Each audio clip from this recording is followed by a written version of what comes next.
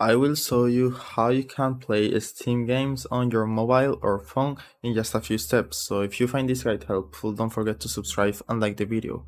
So this process is very easy and it works for most of the Steam games. So if you want to play a popular game like CS2 or any other popular game, this video is for you. So all you need to do is go to your Steam library, and once you are here, let's say I want to play Among Us, you need to go to the game and you will see this option to play and then this icon right here. So click there and you will see play on a mobile device.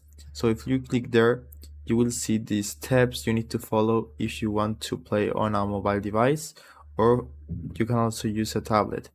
So you need to install the Steam Link application on the device you want to play on. So in this case, it will be the phone, and then open the application. To download it, you can do it on the App Store or Google Play. And after opening the Steam Link application, you just need to connect your computer through your Steam account, and then you will be able to play your games. So this works for a lot of games. For example, Among Us or Counter-Strike. You can see you can do this option as well. And that's it. That's how you can play Steam games on your mobile. So I hope it was helpful and thanks for watching.